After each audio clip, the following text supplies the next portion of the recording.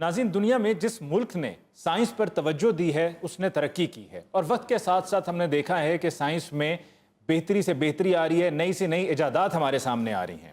आज के प्रोग्राम हस्बे हाल में हमारे साइंसदान हमारे साथ मौजूद हैं। उनकी जानिब बढ़ते हैं और मालूम करते हैं कि साइंस की दुनिया में वो किस पर काम कर रहे हैं। बेटा जी, बात यह है, बिस्मिल्लाह बिस्मिल्लाह।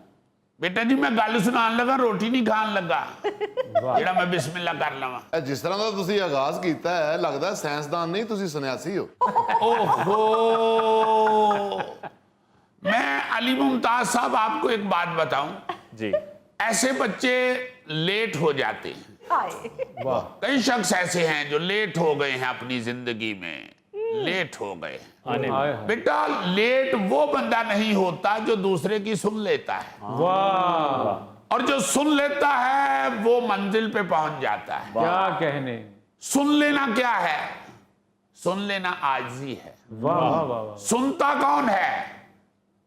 जिसे ये हो कि मैंने कुछ हासिल करना है। वाह वाह जी वाह वाह वाह वाह। जी बुड्ढो।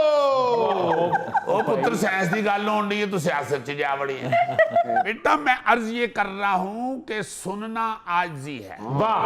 जो सुनना चाहता है वो आजिज है, क्या ना सुनना तकब्बुर है। वाह। क्योंकि मुतकब्बर आदमी ये सोचता है कि मुझे तो सब मालूम है, मैं सब जानता हूं, मैं क्यों सुनूं।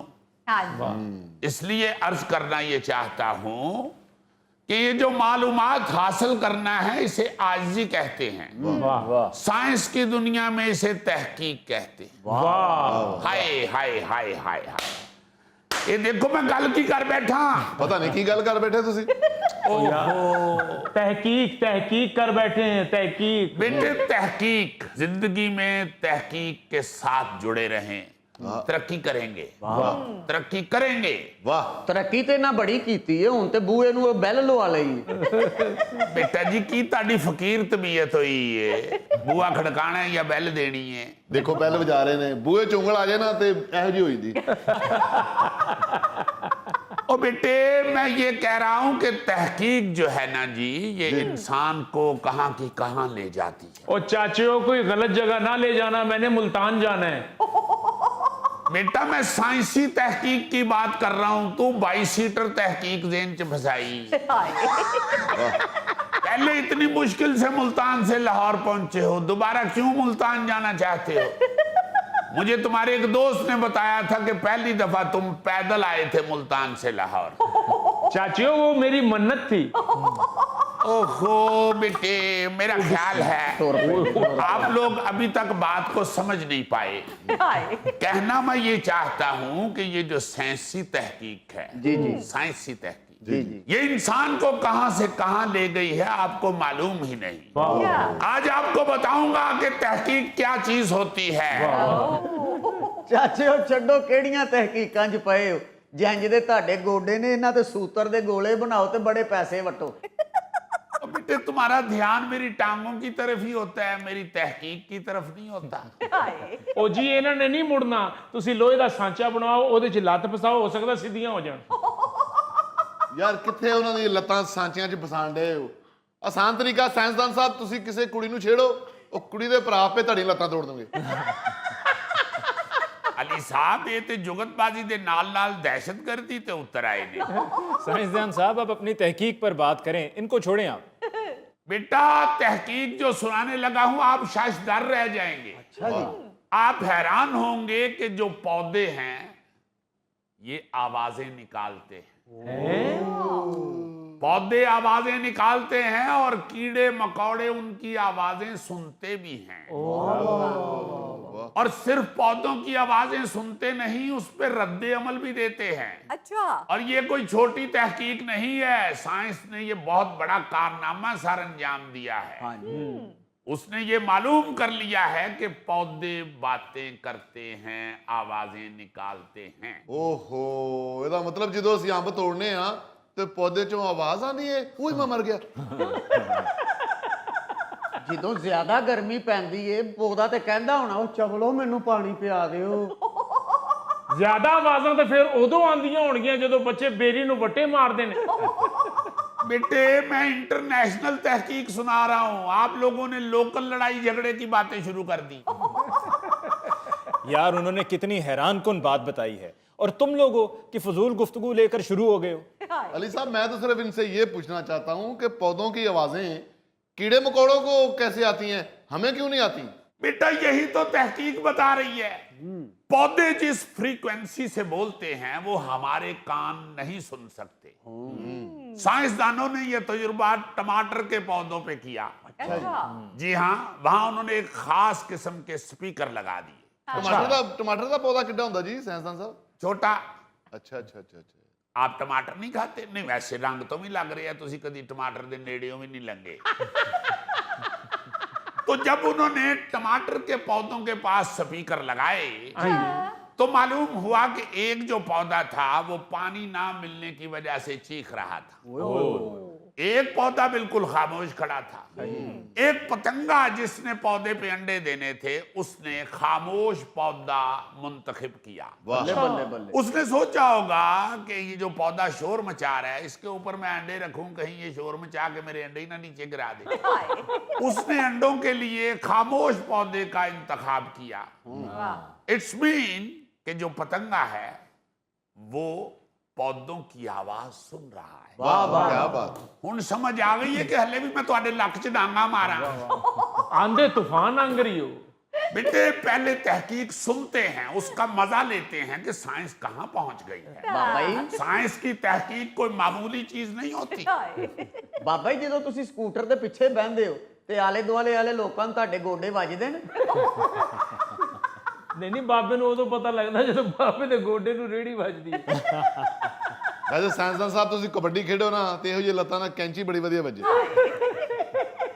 यानी कैसी मजे की तहकीक सुना रहा हूं और बीच में वो क्या फजूलियात शुरू हो जाती है। ऐसे ही बेटा इस बात का मजा लो कि पतंगे ने शोर मचाने वाले पौधे को जांच लिया, समझ लिया, इसलिए उसने खामोश पौधे पे अपने अंडे रखे। वाह वाह वाह। इट्स मीन ये जो कीड़े मकोड़े हैं ये पौधों की आवाज सुनते हैं। ਸਰ ਜੀ ਹੋ ਸਕਦਾ ਜਿਹੜਾ ਖਾਮੋਸ਼ ਪੌਦਾ ਹੈ ਉਹ ਗੂੰਗਾ ਹੋਵੇ, ਪਿਆਸ ਉਹਨੂੰ ਵੀ ਲੱਗੀ ਹੋਵੇ।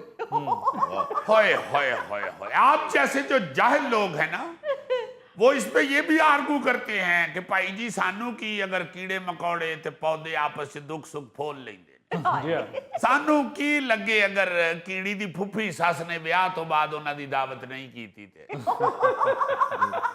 या साडा इस गल नाल की ताल्लुक है कि अगर पतंगे दा वड्डा मुंडा नशे ते लग गए है। और जाहिलो इधर उधर की बातों में उलझने से पहले इसका तो मजा लो कि ये मालूम कर लेना कितनी बड़ी बात है कि पौधे बातें करते हैं और कीड़े मकोड़े उनकी बातें सुनते हैं। वाह वाह वाह। नहीं वाकई सर ये बहुत बड़ी तहकीक है कि पौधों की आवाजें सुन ली गई हैं। जी जी, आप देखें ना कि अगर हमें पौधों की गुफ्तगू समझ आना शुरू हो गई तो हमें पता चल जाएगा कि इस फसल को क्या बीमारी है। वो खुद दस देगी कि मैनू परसों का बुखार चढ़े है या जो शाम होंगी है तो मैनू निछा होने लग पैंदी। आप फिर फसल की गुफ्तगू सुन के उसके मुताबिक उसका इलाज कर सकेंगे।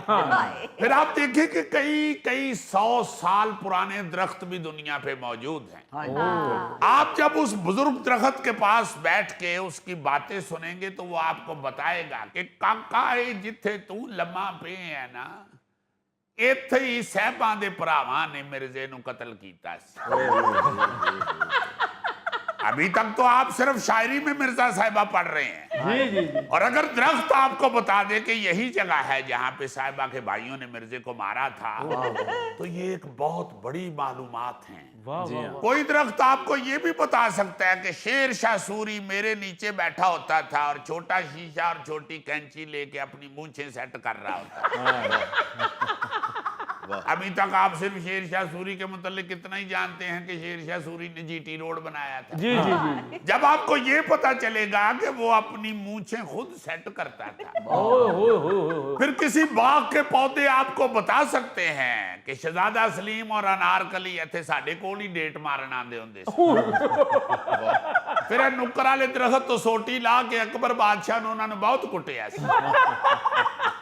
क्योंकि ऐसी बातें आपको सिर्फ किताबों में मिलती हैं, कोई आपको बता नहीं सकता।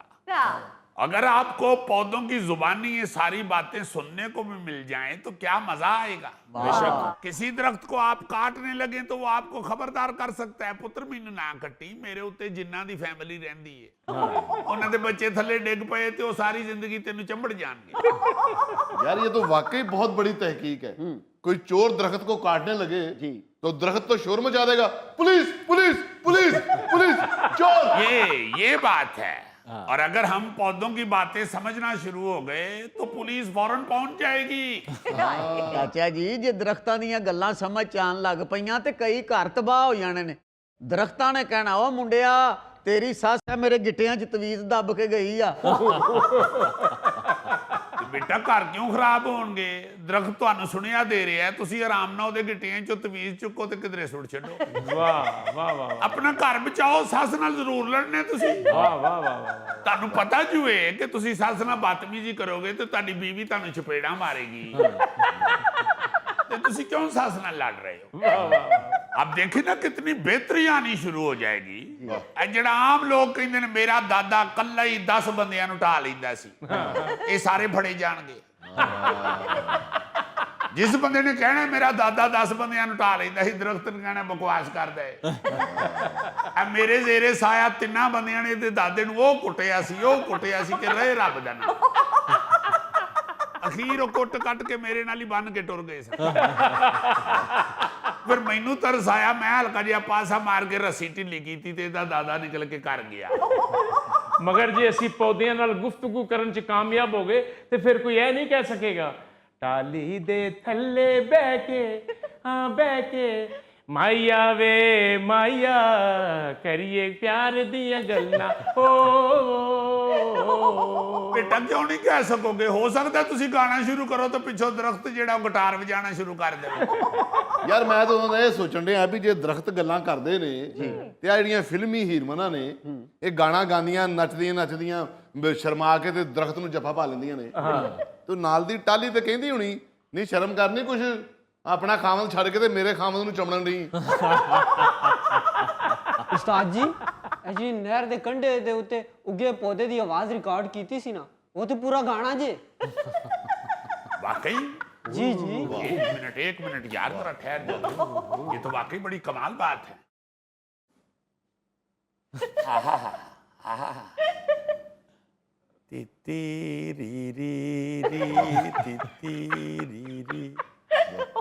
ਮੈਨੂੰ ਪਾਰ ਲੰਗਾ ਦੇਵੇ ਘੜਿਆ ਮਿੰਨਤਾਂ ਤੇਰੀਆਂ ਕਰਦੀ। ਅੱਛਾ ਜੀ। ਲਓ ਇਹ ਨਹਿਰ ਤੇ ਉੱਗੇ ਆ ਪੌਦਾ ਸੀ, ਉਹਦੀ ਆਵਾਜ਼ ਦੇਖੋ ਕੀ ਹੈ, ਉਹ ਵੀ ਕਹਿ ਰਿਹਾ ਹੈ ਮੈਨੂੰ ਪਾਰ ਲੰਘਾ ਦੇਵੇ। ਵਾਹ ਵਾਹ ਵਾਹ, ਕੀ ਕਹਿਣੇ। ਬੜੀ ਗੱਲ ਹੈ ਬਾਬਾ ਜੀ, ਇਹ ਤੁਹਾਡੀਆਂ ਲੱਤਾਂ 'ਚ ਮੋਟਰ ਲੱਗੀ ਹੋਏ ਤੇ ਤੁਸੀਂ ਪਾਣੀ ਵਾਲੇ ਸਕੂਟਰ ਹੋ। वैसे मैं माफी चाहना बेटा, हाँ जी। इंतहाई बेवकूफ आदमी है आप लोग इसीलिए तरक्की नहीं करते कि आपकी तवज्जो सारी की सारी साइंसदान की चाल पे है, उसके चलन पे नहीं। साइंसदान साहब, आप कोई और तहकीक बताएं। इतनी जबरदस्त तहकीक आपने बताई है पर उसके फायदे इनको समझ नहीं आ रहे हैं। बहुत ही जाहिल आदमी। दूसरी तरह तहकीक सुने, आप लोगों को क्या मालूम कि साइंस क्या क्या कर रही है? साइंसदानों ने एक ऐप तैयार कर ली है और ये ऐप जानवरों की आवाज का इंसानी जुबान में तर्जुमा कर सकेगी। भुट्टो इस बच्चे ਨੂੰ ਸਿੰਧ क्यों नहीं छाड़ आंदे तुसीं? ओ भाई, ये ऐप जिन साइंसदानों ने तैयार की है उनका ताल्लुक कोई लाड़काना या गड़ी खुदा बख्श से नहीं है। ਉਹ ਸਾਰਾ ਉਹਨਾਂ ਵੱਲ ਵੀ ਤੇ ਵੇਖੋ ਨਾ, ਪਹਿਲੇ ਸਾਨੂੰ ਪੌਦਿਆਂ ਕੋਲੋਂ ਗਾਲਾਂ ਪਈਆਂ ਨੇ, ਹੁਣ ਜਾਨਵਰਾਂ ਦੀ ਵਾਰੀ ਆ ਗਈ। ਨਾ ਭਾਈ, ਮੈਨੂੰ ਜਾਨਵਰਾਂ ਦੀ ਗਾਲਾਂ ਸੁਣਨ ਦਾ ਕੋਈ ਸ਼ੌਕ ਨਹੀਂ, ਅੱਗੇ ਬੀਵੀ ਦੀ ਘੱਟ ਸੁਣਨ ਦੇ ਆ।